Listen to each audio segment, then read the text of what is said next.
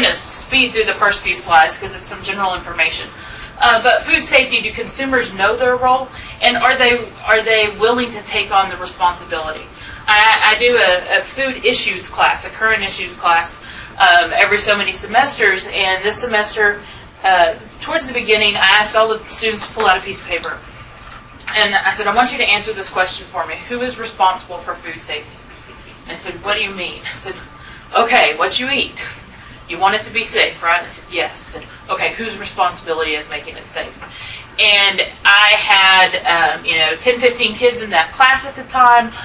I got 10, 15 different responses, ranging from everything from FDA and, United States Department of Agriculture, because they know I don't like acronyms, and thinking, oh, we got this answer right. And then I had everything from to the consumer, to the cook, all these different answers. And they said, well, who is right? And I said, you were. And they're like, yeah. I was like, no, everybody was right. And so we all have to take our own responsibility. I start every one of my food science and food microbiology courses out by showing the victim's perspective. We want to add value to products. We want to get that revenue back. But there is this responsibility to make sure it's safe. And so, why is that? Well, I've never had foodborne illness. It's not going to happen to me. I'm pretty healthy. Yeah, you haven't, but someone else has. There's an organization called STOP, Safe Tables Are Our Priority, and it was started right after the Jack in the Box outbreak. Okay, and all these people that had been victims of foodborne illness, and these are just a few. These two up top, they hadn't even gotten to start school yet. This little girl unfortunately contracted E. coli 0157H7. Her entire system shut down, and she had 2 heart attacks before she passed away. And this little boy didn't get to see his 4th birthday. This gentleman here, Henry Naum, was an 89-year-old celebrating his birthday. His family took him to a bed and breakfast where they served apple juice made from their own apple orchard. Unfortunately, it wasn't pasteurized. He contracted Salmonella and 2 weeks later passed away. These are the reasons we have to talk about food safety. This is the most current one on their website. This little baby named Michael. His birth date and his death date were the same day because of listeriosis. These are things that, can we prevent 100% of the cases? No, but we can do better than what we're doing right now, and that's what the industry is trying to do. But the industry can't do it all. So what's the numbers we're looking at? 2000 numbers said $6.9 billion are attributed to just the top 5 bacterial sources of foodborne illness, and the number 1 source of foodborne illness is viral in nature. So this isn't even the total number. More current numbers, the CDC, or the Economic Research Service is looking at them individually. Salmonella causes over $2.5 billion worth of losses every year. This is things like hospitalizations, deaths, recalls, obviously. Okay, lawsuits, all of these things go in there, but also we see time away from a job. Okay, that figures into this price as well. And then another one we see in the news all the time, about $500 million due to E. coli 0157H7. The numbers we always quoted in terms of how many people get sick, the numbers we had since 1999 from the CDC, my students could spit this out no matter what class they were in. 76 million cases, 325,000 hospitalizations, 5,000 deaths. We finally got new numbers. Everybody's so excited. And the numbers went down. This is great news. They went down for several reasons. One, I do believe the industry, consumers, everyone's doing a better job of preventing foodborne illness. The other reason we see this top number go down so much is we're getting better at making these estimates. Okay, people that get norovirus, you get nausea, vomiting, diarrhea for a couple of days, you get about the point that you're like, I'm fed up, I'm going to go to the doctor, you get better. So it doesn't get officially recorded on the books. So we have to do estimates. Now these numbers, however, pretty hard and fast. Okay, so we saw a reduction from 5,000 to 3,000 in about 10 years. Saw a reduction of about half in hospitalizations. Those are excellent numbers. Still a lot of room to work on. About 90% of the hospitalizations were due to 7 major microbials, including Salmonella, Campylobacter. We see those a lot. The thing that scares me is 80% of total estimated foodborne illness. So this is people that get sick but don't necessarily have to go to the doctor. 80% of them are from unknown causes. We're fighting an enemy that we can't identify. yet we still have to fight it. And so these are things we have to take into consideration. Top recall causes: Salmonella, Listeria mono, E. coli 0157H7. This is nothing new. Talking about ready-to-eat products. Salmonella on ready-to-eat products, typically here we're talking about things like produce. So not really going to be a problem in a ready-to-eat lamb leg.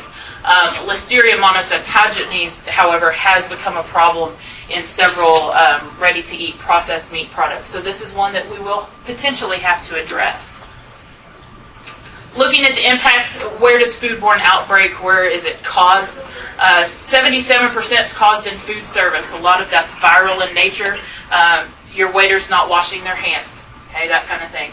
On a 3-day weekend in Indiana at a Olive Garden, one infected food employee had norovirus, went to the bathroom, didn't wash his hands. Over the course of 3 days, he made over 150 people sick because he didn't wash his hands. That's a lot of people. We need to address this. Food processing facilities, about 3% of outbreaks. However, they can affect a lot more people because of our ability to transport food. The one we're going to focus in on is these homes. Okay, this is where our consumers are. In reality, our consumers are everywhere. Because even if you work in the food industry, you're also a consumer. So what do we want to look there? Quickly going over that. What's the government doing? Two major groups, USDA, FDA, in terms of regulatory standpoint. USDA we're familiar with because of their role in animal production. FDA just came out with a 2010 food safety bill that is, in my mind, bringing food safety standards up across food production. And where this one just kills me, preventative control plans. And the way they word this is food manufacturers will have develop and implement a written plan based on identifying and preventing foodborne illness. Anyone that's been in a meat processing facility, you've already seen this. What's it called? HACCP plan. Okay, so they're just not calling it a HACCP plan, but they're trying to bring the industry up to current standards. The industry is helping prevent those foodborne illnesses through several interventions, including cabinet washes, applying different organic acids, that type of thing, modified packaging. Those fully cooked lamb legs will go into a vacuum package and help hopefully extend the shelf life. And then irradiation, we could spend forever talking on that one alone, and the ability of the consumer to accept that technology. Food service, what are they doing? Training. Okay, a lot of the food service issues are with personal hygiene issues and cross-contamination, and so they're addressing this through food training. I present one of these trainings about 6 times a year, and it scares me in some instances, seeing the people that are preparing this food and their lack of knowledge in terms of food safety. And then in other cases, it encourages me. So we've got a kind of a give and take there. What about consumers? So getting to the point that we need to talk about, what's the time looking at? What about the consumers? The simple fact of the matter is we've got these two, in some cases, opposing viewpoints. We have industry, and then we have the consumers. I have a quote at the end of the presentation from a reporter from the Los Angeles Times, and he wrote it so well. We've got these two opposing fractions that are arguing back and forth, and there's no conversation going on. And so whether, as the industry, we think it's important for consumers to play their role, we've still got to realize what kind of information they're getting. Okay, a lot of people, my students come in. I have students ranging from music majors to those pre-declared, that's what we call undeclared, they haven't made their mind up yet, to food scientists. And they take food safety and sanitation. And I said, it's a good class for anybody. I don't care if you're going into the food industry or not, because everybody is going to prepare some kind of meal, even if it's just ramen noodles in the microwave. Okay, and you need to know how to not abuse that food. At the end of the semester, they said, this was one of my favorites. I learned all kinds of creepy, cool stuff. I was able to gross my parents out at holidays, but I also started implementing this stuff. They're so proud. It's like, I own a meat thermometer. Congratulations. Do you use it? we're beginning to. It's like, okay. But they get all this, there's information overload. And we need to make sure that they're receiving the right information. So what kind of things affect their perception, affect their trust of the industry? Their exposure, how much attention they pay to it, interpretation, the intensity. These are some of the images that they're getting doing Google searches. Okay, genetically modified organisms, where we see DNA of animals being implanted into vegetable products. Blogs that talk about an increase in allergies because we saw a correlation to the same time we started using soy in food products, genetically modified. So they have all this information overload, and they don't necessarily understand. The first time we get into class, I talk about the internet and its amazing ability to convey information. But anybody can put any information they want on the internet as long as they have a server side. Okay, and so their ability to weed through all of that information and pull out the stuff that's important. And so working with consumers on that standpoint, I Googled, in the image Google, food safety training. And these were two different images that I got. We have this one of Serve Safe, which is, I've done several food safety trainings in restaurants, and we have yet to wear this outfit. But they use a thermometer. They're using it properly, that type of thing. And then we have this guy that just finished his online food safety course. Okay, the truth is probably somewhere here in the middle, but we want our consumers to understand that it's more than just this that's going on, and they need to have trust in our ability to provide a safe food product, but then we have to back that trust up with something. Some reactions from consumers tend to vary depending on what you're looking at. ERS reported in 2009, just looking at two very different issues. In 2003, the discovery of BSE in a couple of North American cows. There was some news coverage, obviously, but the reaction to it pretty much dissipated within a couple of weeks. However, when you look at the spinach outbreak, we saw a 61% drop in bagged spinach sales. Okay, because they were afraid to eat it. Understandable. Center for Food Integrity, great information. I believe one of their presenters is presenting here. Did some focus groups, and some of these comments were very typical of what I hear in the classroom. Okay, give me safe food, and I will trust you to give me safe food. I'll trust you until you do something to break that trust. Okay, that's what some people are thinking. Other people are already on the attack. Other people are already not having a lot of trust in the food industry, so we've got to do more to break through to those people.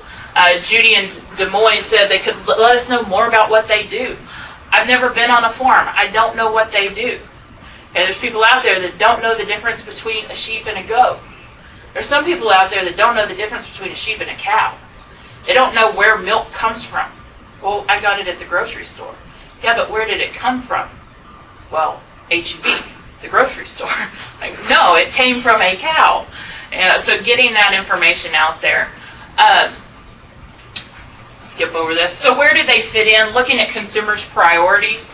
Again, Center for Food Integrity looked at how many people, they asked them a question, when do you seek out food safety information? And 31.9% say, I take an active role. Okay, they're called early adopters. I take an active role and go out and seek information on food safety. Compared to those that seek out information on nutrition, 45.4%. So we see more people concerned about nutrition than food safety. These typically are a younger set.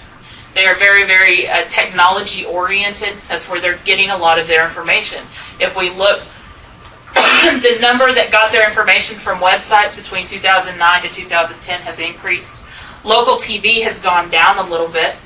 Okay, but again, these food-oriented programs have also gone up. How do we work with the consumer to make them realize, one, they can trust us to provide a safe product, but that's not 100%. Okay, we cannot guarantee 100% that you are not going to get sick from eating a product. You have to take responsibility as well. So how do you educate them on what we're doing, as well as educate them on what they need to do? And we've got to get into some sectors that we're not currently in, at least in my opinion, not in strong enough, including schools. They're taking out health programs because there's not time, because they're teaching to a state-mandated test. I understand the need for those standardized tests, but I also understand the fact that, going to a little bit more crude example, students learn about STDs and sex ed in high school so they can become responsible adults. They need to learn about food safety in high school and elementary school, so it's part of what they do on a daily basis, to where it's ingrained. It's not just something, hey, I looked this up on the internet the other day. Community outreach, grocery stores, again, we talked about on the package point of sale. Give them the information right there so they don't have to go and look it up. People will follow instructions if we just give it to them in a clear manner. Websites, excellent form. We're a technology-oriented field. Anyone working with students realize they want exams back like 20 minutes after you give it to them. Like, what makes you think that I have that much time that that's my number one priority? They're living in a time of Google. They get a response back in 0.15 seconds. They expect to have this information on hand. So let's give it to them, but let's make sure it's the right information. And then there's groups that can't access this technology. Groups that get food from things like food banks. I work with a group in San Angelo, and we're putting together a flyer with basic food safety information to go in every sack of food that they pick up, so they can get the information somehow. Things that should be include temperature control, good sanitation, prevention of cross-contamination. Stuff that if you're working with food every day, you think it's common sense. I've come to realize common sense isn't common sense anymore. Okay, they don't necessarily automatically know, hey, you shouldn't have raw meat on the same cutting board that you're cutting up your carrots, okay, for the appetizer. That type of stuff needs to be spelled out for them. Will education work? This is a follow-up study from the Center for Food Integrity on Trust. This line right here says, the FDA strictly regulates the use of antibiotics given to animals raised for food. Okay, this is information, this is a before education was applied and after. They saw a significant increase. This was on a 1 to 10 scale. Today's food supply is safer than it was when I was growing up. Again, a statistically increased after education of that consumer. Irradiation, some research on it was shown that consumers are afraid of it. One, because of the word, it's too close to radiation, it's too close to that cancer word. But the study showed that after education was applied, they saw a statistically significant increase in the amount of people that would be willing to purchase products that had been irradiated. So education can work if we can get it into the right places. Is there a problem with small ruminants? Reports show not right now. Okay, we've had 2 major outbreaks associated with Salmonella and E. coli in lamb, but they were in 1987 and 1993. So right now, it's a fairly safe product. It looks like that. This microbial study done on a large scale, 2,500 samples, 0157 after post-intervention, which was typically an organic acid wash of some sort, only 2.9% of the carcasses had 0157H7. Generic E. coli that were also Shiga toxin-producing E. coli saw a significantly larger portion, and then Salmonella, again, 1.8. These numbers, even this middle one of 81%, it's important for consumers to know proper cooking take care of that problem, even if it's there. Okay? Just a little side note, this particular line, they were looking for genetic markers, not necessarily the organism themselves, so that could have been why this number was high as well. Something else on this, we say, well, it's not a problem. We haven't had any large outbreaks associated with lamb. We hadn't had any large outbreaks associated with peanut butter either. The only large outbreak was in Australia. People didn't think about salmonella and peanut butter until it happened, and then everybody knew Peter Pan's name. Okay, so just because it hasn't happened, as we see people consuming more of it, there's a greater risk. This, to me, is the most important slide, and you've heard this in other things, and I'll sum up pretty quickly. But it's time to switch from a defensive position to an offensive position. We were taught in classes, in the meat industry, you're going to have to fight animal rights activists, you're going to have to fight food safety issues, you're going to have to fight all this type of stuff, high levels of saturated fatty acids. And so they said when it comes to the media, talk to them, but be careful what you say. You don't want to open yourself up to too much ridicule. Now we're seeing a growing trend of saying if the industry doesn't tell their own story, someone else is going to tell it for them, and it might not be the most accurate. We see groups like the Reciprocal Meats Conference this past year had a journalist come and give a talk on, you're all journalists now, you need to tell your story. NCBA has identified strengthening the image of beef and the beef industry in consumers as one of their strategic goals. Okay, it's one of their major goals for the next 2-year, 3-year span. And then here, y'all identified the theme of an entire conference on knowing what the consumers want, what they need, and what they need to know. This is the quote I was talking about. One of the more pleasing developments in the last decade has been the long overdue beginning of a national conversation about food. The only problem is that so far it hasn't been much of a conversation. Instead, what we have are two armed camps deeply suspicious of one another, shouting past each other. The two camps he was talking about, this article, I encourage you to go back and read it all. I was reading through it just going, yes, this, people need to hear this, because he presents both sides. The two armed camps, he said, you have the Aggies on one side being the agriculturalists saying, fighting these consumers, they don't know what we have to go through, they don't understand that they have it better than a lot of groups. And then you have these consumers that say, it's ridiculous, our food is too dangerous. And so taking that, both sides, and having this conversation, bringing up these points.